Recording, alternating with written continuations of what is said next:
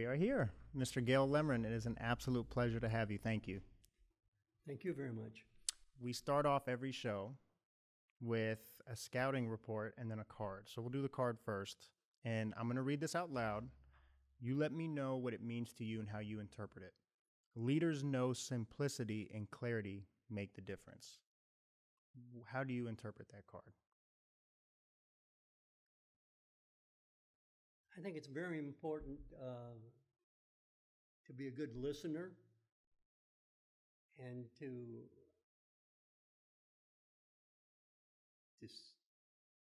associate yourself with leaders, good leaders, and people who speak where they can be very clearly understood. Nice. Now, this part, for someone, I know you're incredibly humble, and everyone that I've met that has met you has said the same exact thing. When I interviewed Mike Panaggio, it made him squirm a little in his seat because I'm reading his accolades out loud, and he doesn't like getting a lot of credit. But for someone who is a young entrepreneur and getting into this world, when I read these things, it is unbelievable. It's something that you wish one day that you can say that you have accomplished. So when I read this, it is a self-made multimillionaire entrepreneur and investor, co-founder of Stonewood Grill and Tavern, Hooligan Sports Grill. We have Peach Valley as well, and other hospitality ventures. You're a major donor to the University of Florida, namesake of Gale Lemerand Drive and the Lemerand Center at Ben Hill Griffin Stadium, significant contributor to Daytona State College, my alma mater, Lemerand Student Center named in your honor. You're the author of The Entrepreneurial Instinct, How Everyone Has the Innate Ability to Start a Successful Small Business and Bet on the Jockey, known for turning small local businesses into multi-million-dollar companies. You're an incredible philanthropist who supports education, athletics, and the local communities. What you've done across the community with UF, you're recognized as one of Florida's most impactful business leaders and givers. So I'm sure to everyone listening, I speak for them when I say thank you for everything you've done and how you've inspired all of us. Thank you for the kind words. Yes, sir. So to get started, for those listening, we're probably all wondering the same thing. When we talk about your journey and your story, where did it all begin? Where are you from, and what was your upbringing like? Okay. I was born and raised in the Upper Peninsula of Michigan, which is just north of Wisconsin, the state of Wisconsin, just south of Canadian border. I was born in 1934, so that makes me 91 on May 5th. I'm a Cinco de Mayo baby. Nice. May 5th, I was 91. And I come from very humble beginnings, which I think turned out to be really good for me in the long run. But we were very poor in those days. Of course, it was during the Great Depression, but when I looked around later in life, I discovered that most everybody was very poor in those days. My mother and father were very hardworking individuals, and they provided what they could, and we got along. I had a sister and a brother, and my brother was 6 years older than me, and my sister is 2 years younger than myself. So like I say, we were very poor. We, in the Upper Peninsula of Michigan, in the wintertime, the average temperature was like 25 below zero where I was raised. And we didn't have any inside facilities. We didn't have any central heat or no air conditioning or anything like that. We had a stove, an oil-burning stove. We had no plumbing in the house. We had a outhouse. There was a two-seater outhouse that we shared with the neighbor. We had a long-handled pump. And so the standard operating procedure in the morning was to take some water, which we always kept on the stove, and go out and thaw the pump with some hot water so that we could have some water to use in the house. And we had a bathtub, but no plumbing, like I said. And so it would take a long time, a couple of hours, to heat water on the stove and pour it in, get it out of the pump and pour it into the stub. And so, I hate to say this, but I think probably everybody there was 5 of us, and I think we all used the same bath water in those days, because it was such an event, Right. to say the least. Right. We lived off the fat of the land to a great extent. My father hunted deer. My mother grew gardens and canned vegetables and fruits in a good old-fashioned mason jar. And so those are the things that I can remember from early childhood. From there, I did go on to high school, and which was great, but that was the extent of my formal education. When I just turned 18, and I was during the Korean conflict, and I volunteered. There was a draft at that time for anybody 18 and older. Right. But I volunteered for the Air Force, and so I was 18. I was in Korea during the war when I was 18, and I spent a year and a half in Korea, and in total I spent a total of 4 years in the U.S. Air Force, which again was a great experience. You know, just getting through that conflict was good. It was wonderful, but I learned a lot over there, and also back in the States. I learned a lot from the military as far as organization and communication, that type of thing. And so that's the early part of and I graduated. I mean, I was discharged when I was 22 years old. Okay. Did you always have the vision of wanting to be an entrepreneur? When you had I know you were a dishwasher at one point in time as well, and your first couple of jobs, did you know you were meant for something bigger? No, really, I didn't. During high school, yes, I did work summers. One of my uncles had a small restaurant, and I made a few dollars.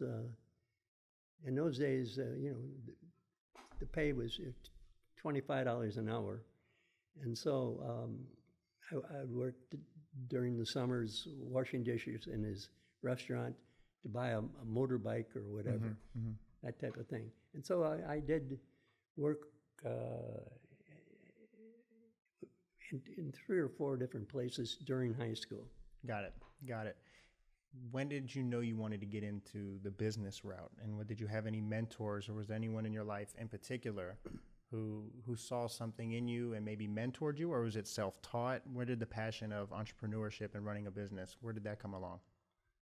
Well, I had a friend who was able to, over a long period of time, was able to save $10,000. And I thought, man, if I could ever save that kind of money, it would be really something. And so that was one of my early goals, is to be able to save that kind of money. Anyway, when I was discharged from the Air Force, I worked in several different areas, and I did determine and realize that I was a pretty good salesman. And I thought, well, I'm going to do this. And so I worked for several companies over the years as a salesman, and enjoyed that. And I eventually went to work with a very wealthy guy from from Phoenix, Arizona, who had a little branch in the Chicago. I was in the Chicago suburbs at that time, and worked for him and learned the insulation contracting business as a salesman. And I think that was the big turning point in my career. And you were a sponge. You were observing the way he did things. Was it more of a you just sat and observed, or were there things that he was like, this is the way I do things? Well, he really lived in Phoenix, and so he'd only come to the Chicago suburbs occasionally, and I learned a lot about business from him, but not much about salesmanship, because he wasn't a very good salesman. Really? But no, he wasn't a very good salesman. But I was at that time. I was a real good salesman. And I thought, I'm going to capitalize on that. So, and then, fast track to 1974. There was a recession in this country, and he decided that he wanted to close this little branch. It was in a farmer's barn, by the way, in the Chicago metropolitan area, and wanted me to move to Phoenix. Well, I didn't want to move to Phoenix. And so I did have a bonus coming from him for several $1,000s that I'd earned over the year. I was with him 7 years. Oh, wow. And I learned a lot and did have this bonus. I didn't have the cash, but I had that bonus. And so I thought I'd like to stay in the Chicago area. So we talked through it, and we had a very good relationship, and I told him what I wanted to do, and he said, well, I'd like to be your partner. And I said, well, hey, so I'll be your 40% partner, and I'll put in $16,000, which he did. And like I said, I didn't have any cash, but I did have a good relationship with my suppliers, and my one supplier gave me credit of several semi-loads of insulation, and the idea would be that I would buy from them, and someday in the future, if I made it, I'd pay them back. Well, fortunately, a year later, I'd purchased so much from them, they forgave the note for the several semis, and so it went real well. But anyway, we went into business, and I saw very little of him, except a little bit of telephone and that type of thing over the years. But like I say, he invested $16,000. That was his total investment forever, and I think in a year and a half, I gave him a $1 million return on his investment. Oh, my goodness. And this is in 1974, 75, Yeah, so that $1 million is a lot different than it is today. Yeah, it was a lot of money in 1974 and 1975. But I didn't resent that at all. But then we started to, I had a vision of, I looked at the United States and I said, it seems to be a recession every 4 or 5 years. Then when I looked harder, I saw that the economy was so different from one part of the country to the other. So I set out on a mission of what I called geographical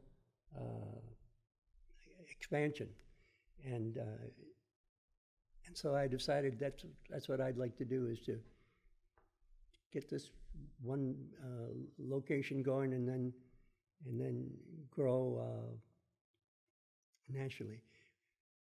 But anyway, I didn't say that. It's when in 1974 when I incorporated that business, I was 40 years old. So my first business was when I was 40 years old. Wow. And so what I did, I think probably the most important thing I did is I associated with people who had a lot of ambition, that that didn't have a bad habit. They went into drugs. I never even heard of drugs or alcoholism in those days. Frankly, you never even heard of it. Never heard about anything about any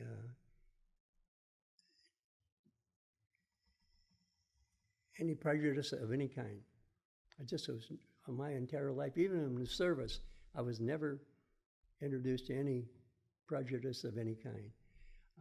And so that was great. But so, Couple quick questions for you, Yeah. if you don't mind me interjecting. go ahead. So there's a couple things that stand out to me is risks, relationships, and sales. So and when you actually had your first touch of a big ROI. So my first step would be, what makes a good salesman, in your opinion? I think knowing your product Okay. and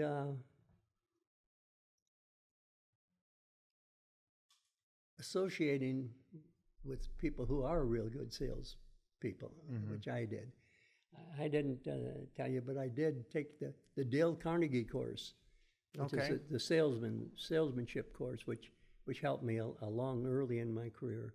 I did take that, and but I think the most important thing is to associate yourself with hard-working, very honest people. And the power of relationships and having genuine people it. who share the same vision and goals. And so the people that I associated with I was in the insulation contracting business, and so we installed fiberglass insulation primarily. Blew it in the attics and put the bats in the walls, and not a very pleasant job. Yeah. Some people are very allergic to it, but as we grew from one place to the other, one location to the other, I was not hiring college graduates. I was hiring, most of the people didn't even have high school, but they had a lot of experience in the business, and they'd go from being an installer, and I introduced them to salesmanship and that type of thing. And so when I started a new location, as an example, my first remote location was in Peoria, Illinois, in central Illinois. And actually took one of my former installers who I helped train in salesmanship, and he started that location. And Wow. It thrived. And so that worked real well. And so as we grew and made money, I would use that strategy moving forward, because in those days I was making a lot of money. Right. Compared to, just making a lot of money. And when you start with a couple $1,000s and you make a couple million in the first 2 years, back in the mid-'70s, it's a lot of money. So I have to ask this question because Josh and I are early in our journey. We've put in a good amount of years of covering the MBA and doing interviews and doing the dirty work. And we're starting to surround ourselves with amazing people. Similar to your story when it comes to just understanding that there's a lot of knowledge out there. Surround yourself with incredible people. And when I hear the amazing stories, and everyone has a different story, we visualize, and maybe we're a little crazy at times. We close our eyes and we're like, we see the same vision, and we'll think about what that feeling feels like when you can say you took a business that was thousands and then all of a sudden millions. What is that feeling actually like? I don't know if the process was a wire, if it was a bank account or check or cash. I'm not sure how that worked, but when you first realized that not only are you really good at this, your life changed. Coming from a humble background, what was that initial feeling when you see success of making it financially? Actually, I never gave the money much thought, because Really? back in those days and for years, I was working, I probably made this mistake, which I tell people today don't do. I worked an average of 80 hours a week.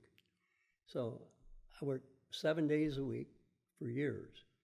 And so, yeah, the dollars were a reward, but the idea of being able to grow that first business into into different parts of the country was the most rewarding thing. And so at the end of the day, I ended up in 27 states with 100 locations. And Goodness. yeah, and so, but the problem was I was gone all the time.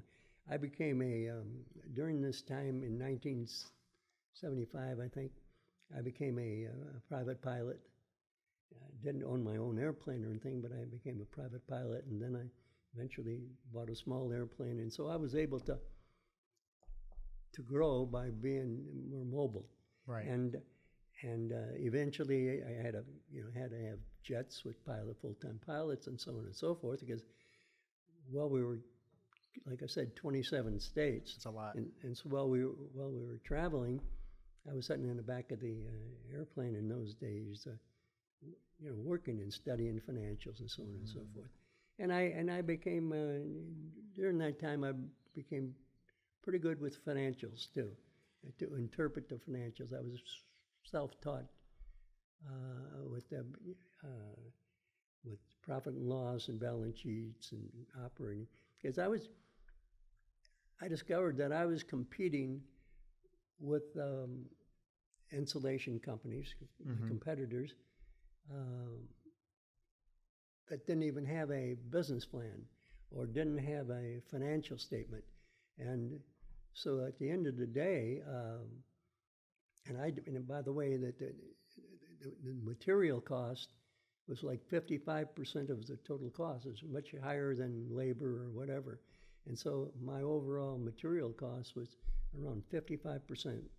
And so I decided I'd do my own buying. So I negotiated all the deals with the manufacturers, and played one against the other, so on and so forth. And I didn't actually order every truckload, but I dictated to my manager who they'd buy from.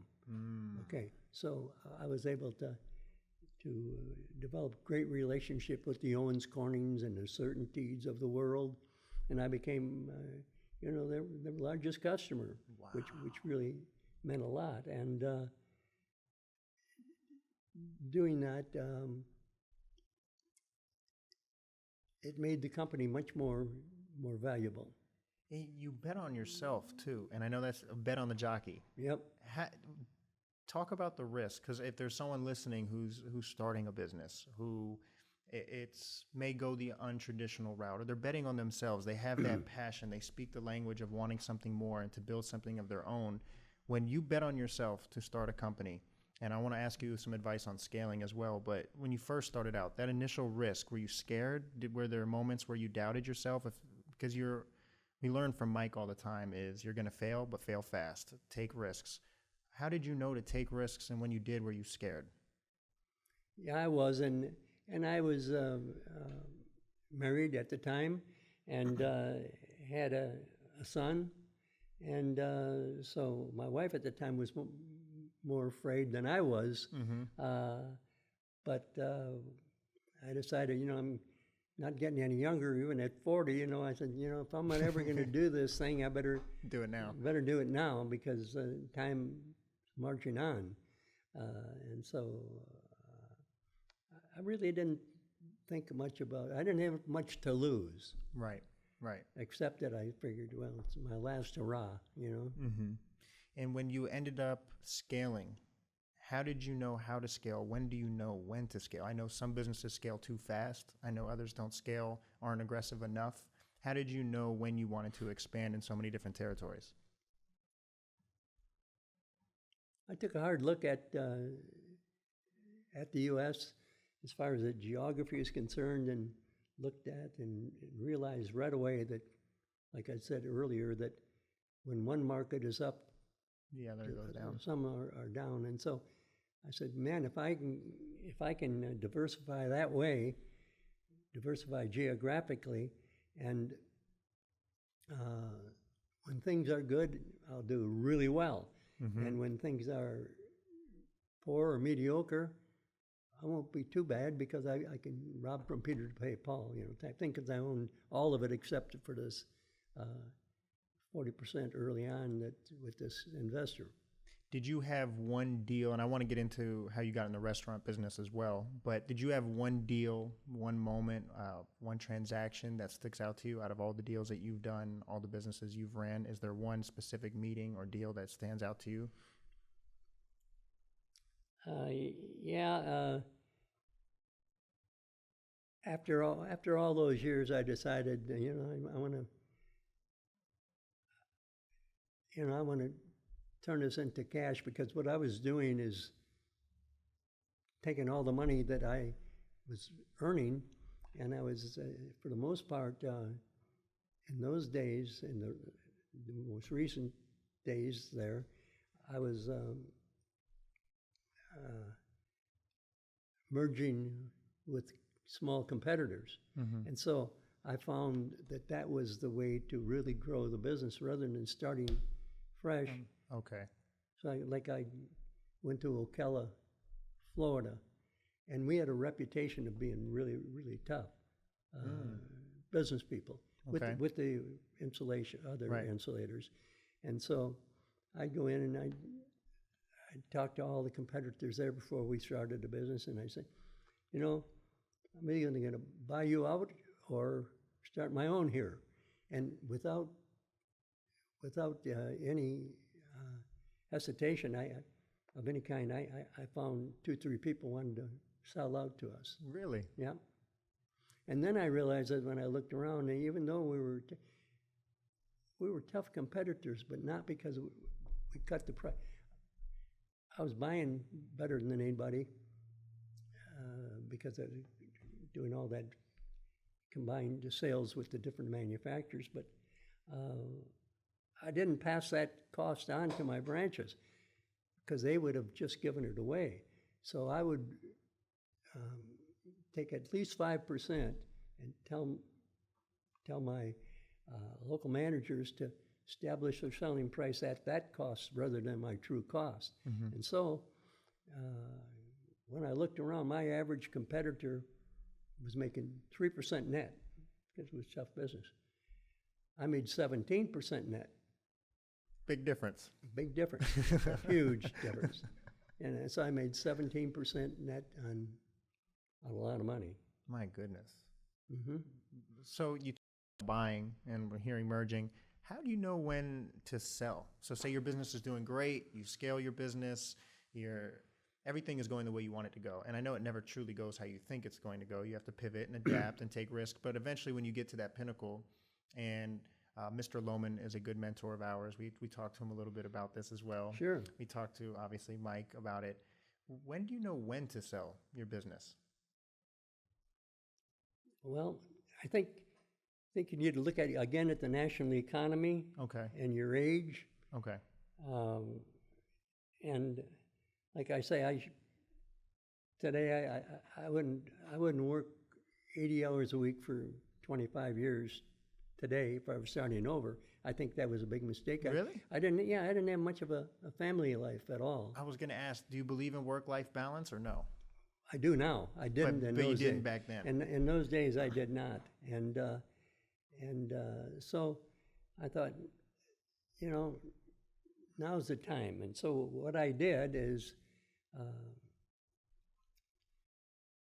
looking at what some of my options were, because we were doing so well, I thought, well, I'm going to take this company public. Nobody had ever taken an insulation contracting company public ever. How come? I don't know. But I thought, well, I'm going to do this. And so I did, and I worked hard, and I got the right people, right investment bankers and lawyers to help me with it. And I decided I'd take the company public. And so I went on, I learned quite a bit about going public in those days through my experience. But then I went on what they call the road show, which is where I had to go. I traveled all over Europe and United States.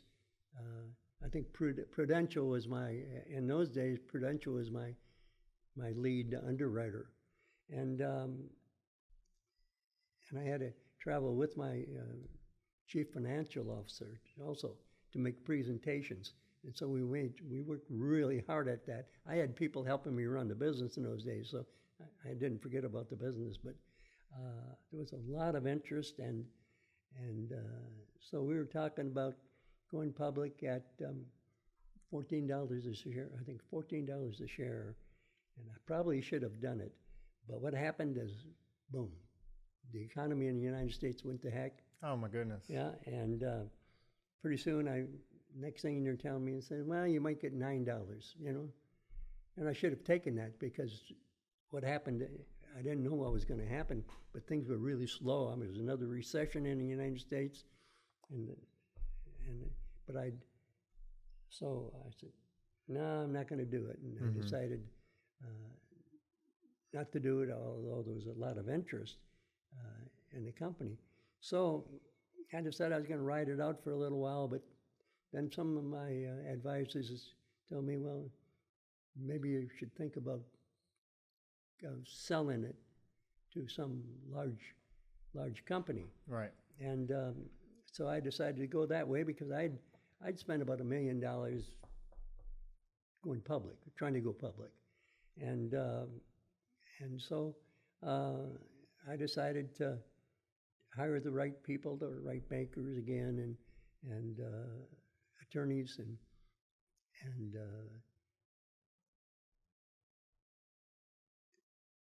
attempt to sell the company. And so I did, and we had a system where we weren't divulging who the company was. It was a kind of a blind auction, and I was out to, well, 5 major companies were very major companies. Some were investment companies, some were just operating companies. And so at the end of the day, I decided to sell it to sell it to Masco. And Masco is a Fortune 200 company, wonderful company. They own, as an example, they own Delta Faucet. They own a lot of companies. Wow. And so I got it, and I decided to do that, and I did, and for $150 million. And I was the sole owner, My I thought, goodness. hey, so the time was right. And so I'd only started with 1,500, I think, something like that. And so it turned out to be the right thing to do at the right time. But the economy changed again in the next 10 years. Oh, by the way, I had a contract with them, a real good earnout with them to be president of my company. Yeah. And it was just a really, really good contract, and I couldn't refuse. So I worked for him for 5 years, building it, and during that period of time, I mean, the thing really grew. And so, if I'd have gone public at the time, the stock could have been worth 5 times as much. So, but It's that didn't happen. that's an incredible story, by the way. We hear often too is the ability to predict. The unfair advantage is having the ability to predict, to observe, to pay attention. It sounds like you did that quite a bit. Before my last business question, and then I want to really get into the mindset as well, is when you transition into the restaurant business and whatnot. But before I ask that, what is the best business decision you've made in your life? If there was one moment, was that one of the moments right there? Probably was, yeah. It sounded like the Masco, because there's, like I say, they're a Fortune 200 company, and they turned out to be really good partners. What made you transition into the restaurant business? Well, what happened, here I'm sitting around with a lot of money. Well, I didn't even tell you this. Let me just tell you. Yeah, please. I got to tell you this. That I get to talk to you for days, so. Yeah, no, the capital gain tax at that time was 25%. Okay. But I had really a good idea that, because the things were happening, that it was going to go down to 15% within a few months or so, instead of 25. I mean, big money. And so with my sale, I could have taken all of that money out at one time. I mean, because they have so much money, billions. Right. But but I didn't. So I think I took 10 million out. And I wanted to have some money, you know.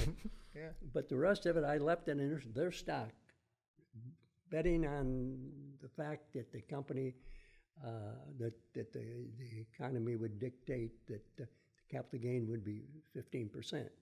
Well, at the time, I think the stock was $21 a share. I had a lot of stock, $21 a share. Well, within the next 3 months, the stock went up to $47 a share before I sold.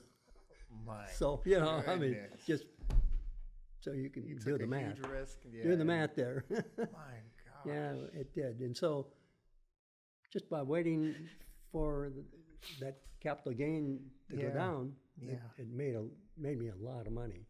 You know, better than doubled. Really? Oh yeah. I bought it at 21. I sold it at 21. Yeah. I bought it at 21. I mean. Yeah. Yeah. And then 41 to 47. Mm-hmm. My goodness. I can't even wrap my mind around that. You know, it just luck. Just That was a luck. good day. Good day. Yeah, that was a good day. Mm-hmm. For someone who's just getting into stocks, what would you recommend is the best? I know S&P 500 is what we hear quite a bit. We talked to Mr. Lohman about that. What would be one piece of advice? I know there's a lot to talk about when it comes to stocks, but if someone's looking to get into it, what would be your one piece of advice if you're getting into stocks now? I think you've got to, you know, I don't like the detail of watching stock every day or anything. I don't do that. Probably should sometimes, but I don't. But I think you have to have confidence in your broker Okay. or your broker's company. And so, and I think the smart thing to do is to have some diversification there too. So I have three companies that I work with. And I kind of look at how one of these brokers does in comparison to the other two. And so I kind of give more the next time I come up with some cash to the broker who's done well, kind of competition between them. That's smart. Are we okay on time? What are we at right now? 30? Okay. You mind if I ask you a few more questions? Sure.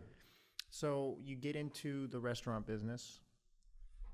I heard the restaurant business is just difficult to begin with. Very difficult. So what got you into it? What was enticing about it? And what were some of the challenges you faced that you overcame?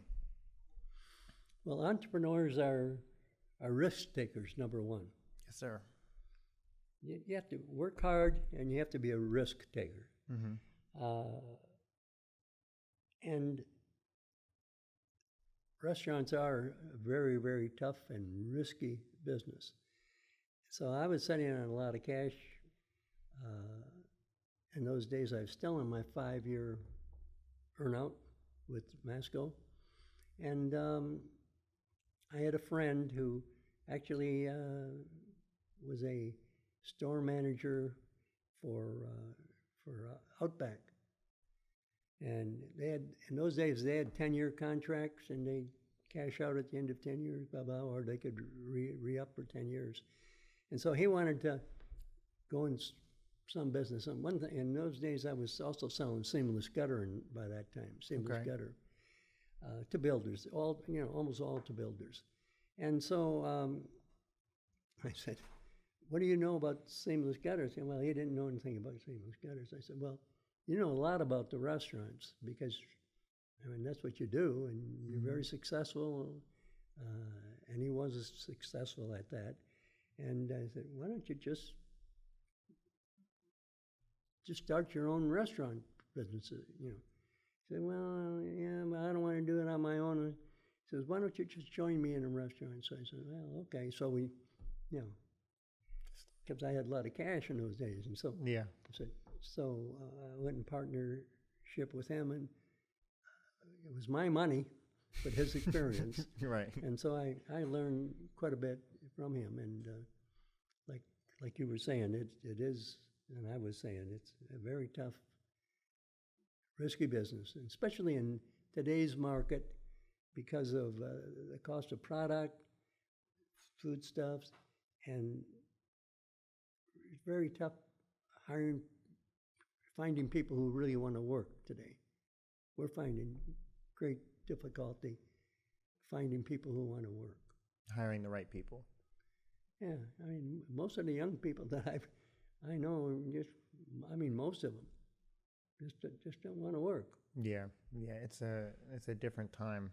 I think it's also the social media era, the mindset that comes with it, the microwave society. Everyone wants something right now, and it's more of a, not to sound like a negative person, but it seems a little bit more selfish, a little bit more, what do I get out of it, instead of being a part of a team and finding value and pride and elevating other people around you. Right. But you ended up creating like Hooligans and Stonewood Grill and Tavern and Peach Valley. I'm going to ask you what your favorite dish at Peach Valley is, by the way. But these are staples. I mean, tomorrow we're meeting with Professor Grady at Hooligans. So they ended up becoming not just successful restaurants, but staples across the country. What would you say took the next leap to create something of that magnitude?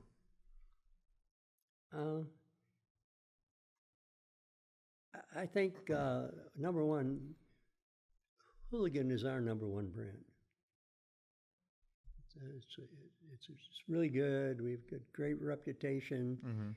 My partner, Tim Curtis, he and his father founded it years ago, but I've been in business with him for 25 years. And so we became 50-50 partner when there was only one. We have 5 now. And I own 75% now, but it is the most profitable, best organized, mostly because of him, the way his work ethic is, you know. But we're both at the age now where he's not that old, but he's been in it for 35 years, and so he's only 58, Mm-hmm. and but ready to do something else now. We're both ready to do something else. And Stonewood, I actually was the founder of Stonewood. I wasn't of Hooligans. I was a founder of Stonewood and a founder of Peach Valley, which I sold to a friend of mine. In fact, I had lunch with him yesterday. At Peach Valley? No, not at. Oh, okay. He's got 21 Golden Corrals, and he has his Colts Barbecue. He has 3 of those, and I think he has 8 Peach Valley. A lot of good options to eat from. Pardon me? A lot of good options to eat from. Yeah. Oh yeah. And he's a good guy. But so we decided, or I decided, a few years ago to sell Peach Valley to him because I was just starting to cut back. You know. Yeah. I want to get into the mindset and then education. So I remember when I was a student, not that I'm old or anything, but I remember when I was a college student, and I remember looking around and seeing Lemerand on buildings. And I remember thinking to myself, I'm not sure how to get to that point, but to have a legacy that lives on forever must be the greatest feeling in the world. What does it mean to you to see that? And secondly, what made you go the educational route and to improve the community the way you did? What made you choose those schools, UF and Daytona State and others? Well, I mentioned early on that I had a very limited education, high school, that's it. And so I thought, I'm going to do all I can to help universities and colleges attract students and make sure that they get a good education, and for the most part to help stay in the community and that type of thing. And that's why I got involved with the education. When I was first asked to be on the board at Emory-Riddle as an example, and I was for 3 or 4 years, I finally said it's traveling on too much with it. Yeah. But that was the first school that I started giving money to, and I found them to be wonderful. They're just a great school. And then, so I've been on the board of Emory-Riddle and Daytona State. I was 8 years on the board of Daytona State, and several years on the board at Bethune-Cookman. And so I was really nervous getting on that first board. I said, yeah, here I am in high school education. All these educated people are going to be on the board. What am I going to do? I might not be able to understand what they're saying, you know? Yeah, that type of thing. But that's what I did. But as far as the name on the buildings, that still doesn't impress me. What happens is, as you start giving some money to these people, they want to put your name on something. It attracts other people to give. Yeah. To give. Yeah. And that's what I've heard for a long time. Right. One of the first, I gave to the Salvation Army the first thing I did. And the reason is, when I was a kid, I got my first tricycle from the Salvation Army. It turned out to be a very expensive tricycle, I'll tell you that. But we couldn't afford a tricycle. So I got that, and I thought, so as far as giving, and that was probably the first thing I did that wanted me to. It's incredible. It made me want to give. Well, I'll tell you this. I said thank you to Dr. Labasso. I told him thank you because I was a student there. But I definitely want to tell you thank you, not only for coming on the show, and I have a couple more questions I'll ask, but just the fact that it worked, because I remember being a student there and seeing that name. So it's a little surreal to be able to sit with you now and pick your brain and gain insight, because as a student that's sitting there and looking at that name, it's inspiring, because you're there to pursue your dreams, get an education, because knowledge stays with you forever. And you see a name there, and that's someone that you aim to follow in those footsteps. And so it's definitely a huge honor. So thank you for doing that. Thank you. When you end up getting in the education route, was there ever a moment that like you had to pinch yourself a little bit when you see the impact you're having on others and the students and others around you? And because I know you seem very focused and very humble and genuine, but was there ever a moment where you gave yourself your flowers and patted yourself on the back and said, I really did it? I made it? I don't think about it much. I'm very fortunate. I'm single today. I'm not married. I shouldn't say I'm single, because young people, when you say you're single, it means you don't have a girlfriend or a boyfriend or whatever. Right. Well, I have a girlfriend that we don't live together. She lives on the intercoastal in a big, beautiful house, and I live on the ocean in a condominium. And but she's quite a bit younger than I am, but she's a wealthy, very wealthy gal, and you'd never know it. Right. But she is, and the reason I mention that is we both join in giving money out, not necessarily to colleges and universities anymore, but to charities. And so we do a lot with charities. That's beautiful. Both of us do. That's beautiful. And yeah, it is really good. There was a quote from Kevin Hart, the comedian, who I loved. He got in a terrible accident, and I'm going to butcher this quote. It's more of a concept. And he was in the hospital. He hurt his back. They didn't know if he'd be able to walk again. And he said, in that room, you didn't have my cars. You didn't have my house. You didn't have all the fancy things. What you had were the people that I loved. And that's when he realized that's the most important thing. So that's awesome to hear. The last four questions I have for you are kind of rapid fire. And this is probably a selfish thing of mine, and that is just curious what you would say. So if you were to speak to instead of 25, I'll say 27. If you were to speak to your 27-year-old self, what would you say?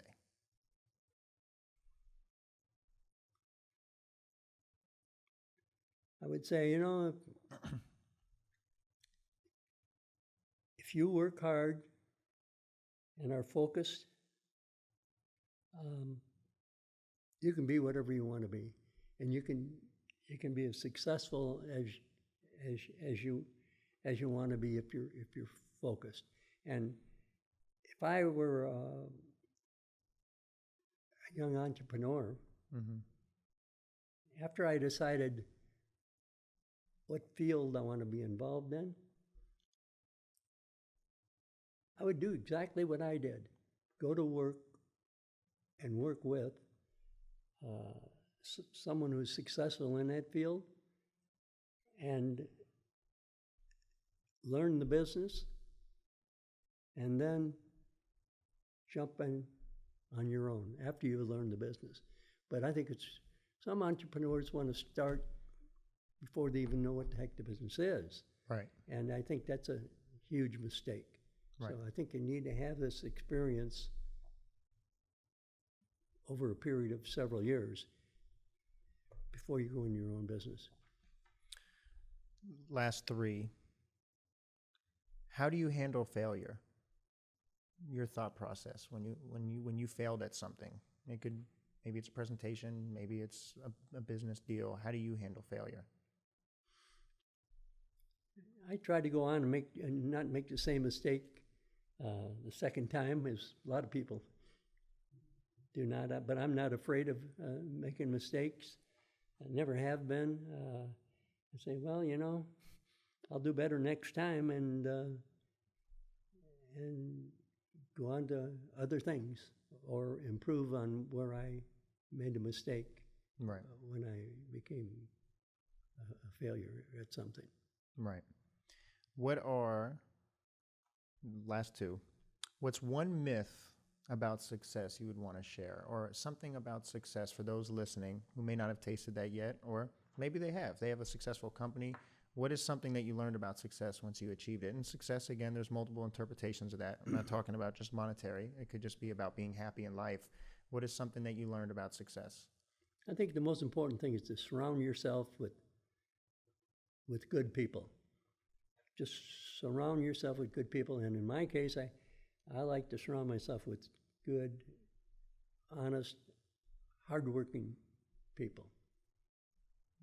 That's beautiful. The last question, when it's all said and done, and I see your book there as well, what would you like to be remembered for? That is something that, was it maybe Mike asked us that, Mike Michener or Mike Panaggio, and he said, I know you're in your 20s now, but he said, ask yourself, what do you want to be remembered for? And it will help shape how you want to carry yourself as a man, as your character, your values, how you treat people. What is something that you'd like to be remembered for?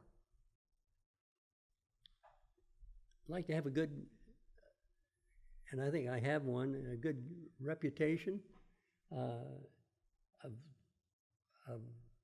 not doing anything really bad and trying to do as much good as I possibly can in the community. And that's what I want. But my name doesn't have to be on a building. But I give to a lot of charities. Of course. My name's not on their buildings or anything. Right. That type of thing. But you've impacted tons of lives. I'm happy about that. That's beautiful. Well, again, I know I've said thank you quite a bit on this show, but thank you once again for not only giving me your time, but being an inspiration for all of us, trying to follow your footsteps. And you're someone that we look up to and admire, and we'll continue to ask you questions and hopefully develop an amazing relationship with you. So thank you. Okay, thank you. And I wanted to let you, this is my book, and I wanted to give you, I didn't know. Wow. But I'm giving you 2 copies of it. Thank you so much. And you can share it however you want to. I almost went into Mike's house and stole the copy he has in his. I said, Mike, I know the code to your house because I